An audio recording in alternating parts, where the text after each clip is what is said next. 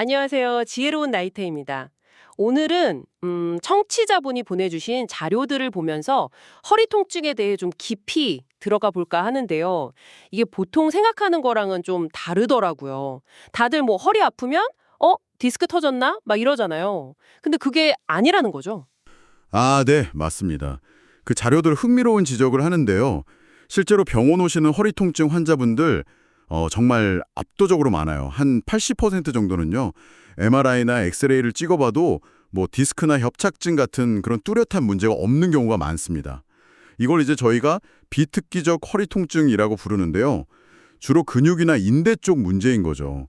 영상으로는 잘 안 보이니까 좀 답답해 하시기도 하고요. 이야, 80%면 진짜 거의 대부분이네요. 그럼 이런 근육 인대 통증은 뭐 갑자기 삐끗해서 생기는 게 아니라 뭔가 좀 쌓여서 그렇다는 건가요? 자료에서도 뭐 낙숫물이 대돌 뚫는다 이런 표현을 쓰던데요. 네, 정확해요. 딱 맞는 표현입니다. 그게 바로 누적 외상성 질환이라는 개념인데요. 그러니까 매일 조금씩 뭐 잘못된 자세로 오래 앉아 있거나 물건 들 때 허리를 확 쓴다거나 이런 작은 충격들이 계속 쌓이는 거예요. 당장은 괜찮은 것 같아도 시간이 지나면서 이게 통증으로 딱 나타나는 거죠. 특히 아셔야 할 게 앉아 있는 자세 있잖아요. 이게 서 있을 때보다 척추해주는 압력이 훨씬 커요. 서 있을 때를 100이라고 하면 그냥 반듯하게 앉아도 140 정도 되고요. 만약에 구부정하게 앉는다, 그럼 뭐 200 그냥 훅 넘어갑니다. 와, 그냥 앉아 있는 건데도 그렇게 부담이 클 줄은 몰랐네요. 그럼 자세 교정이 진짜 중요하겠군요. 근데 사실 뭐 자세 좋게 해야지 하면서도 어렵잖아요, 지키기가. 자료 보니까 되게 간단하게 딱 두 가지만 기억하라고 하던데 귀걸이랑 바나나요. 이게 무슨 뜻이죠? 네, 그게 아주 기억하기 쉬운 비유죠. 첫 번째 귀걸이는요.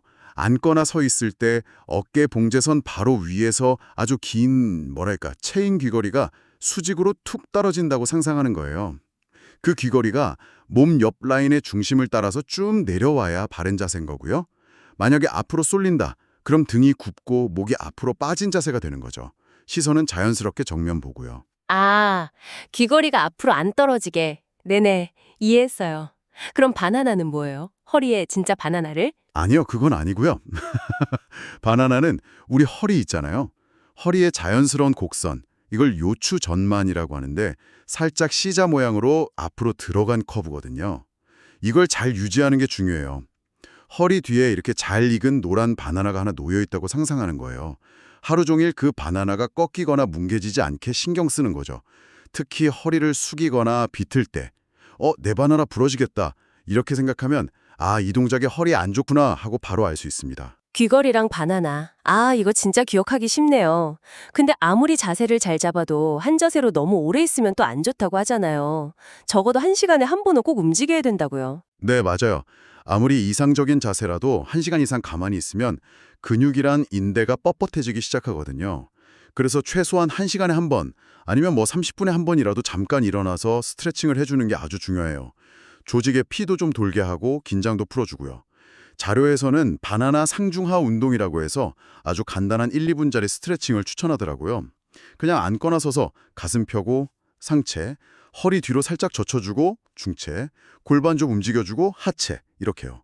생각날 때마다 해주면 좋죠. 운동 얘기도 좀 나왔는데 보통 허리 아프면 다들 걷기 운동 많이 생각하잖아요. 근데 자료에서는 걷기가 무조건 좋은 건 아니라고 하던데요. 오히려 코어 근육이 훨씬 중요하다고요.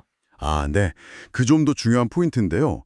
우리가 흔히 생각하는 복근, 뭐 식스팩 같은 겉에 보이는 근육은 움직임 근육이고요.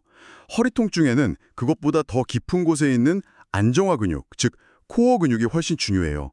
이게 척추 바로 옆에 붙어서 척추 마디마디를 꽉 잡아주고 자세를 유지시켜주는 역할을 하거든요. 뭐 다혈근, 복행근 이런 근육들이죠. 아, 속근육이군요. 네, 이런 속근육이 약하면 겉근육 운동만 막 열심히 해도 허리를 제대로 받쳐주기가 좀 어려워요.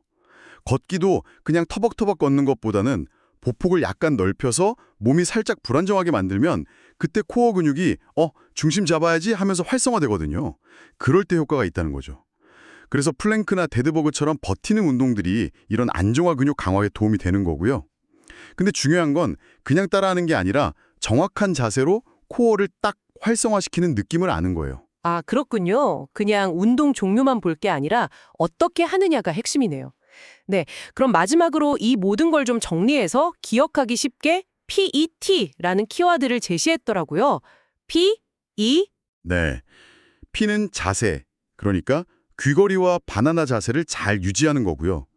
E는 환경, 허리 지지 쿠션이나 발받침대, 모니터 높이 조절 같은 작업 환경을 좀 개선하는 거죠.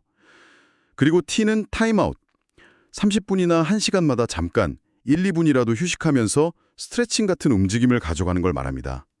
이 세 가지를 습관으로 만드는 거죠. 그리고 하나 더. 운동 편식은 피해야 한다는 점도 꼭 말씀드리고 싶어요.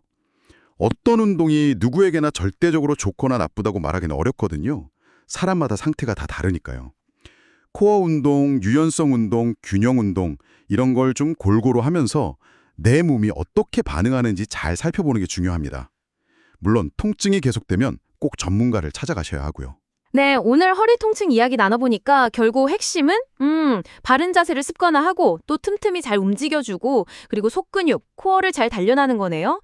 귀걸이, 바나나 기억하고 1시간마다 스트레칭하고 내 몸에 맞는 코어 운동 찾아서 꾸준히 하는 거. 이 PET 습관 정말 중요하겠습니다. 네. 마지막으로 청취자분들께 이런 질문 한번 드려보고 싶어요. 예전에 영국에서 연구를 하나 했는데요. 미래의 사무직 노동자 모습을 예측해서 엠마라는 인형을 만들었어요. 근데 그 모습이 등이 잔뜩 굽고 목은 앞으로 쭉 빠지고 배는 나오고 좀 충격적이었거든요. 혹시 지금 당신의 일상적인 자세나 습관이 10년, 20년 후에 당신의 몸을 그 엠마처럼 만들고 있지는 않을까요? 오늘 저희가 나눈 이야기들이 앞으로 더 건강한 당신을 만드는데 작은 시작점이 되었으면 좋겠습니다. 네, 오늘 말씀 감사합니다. 청취자 여러분도 오늘부터 작은 변화를 시작해 보시면 어떨까요? 함께 해주셔서 감사합니다. 지혜로운 나이테였습니다.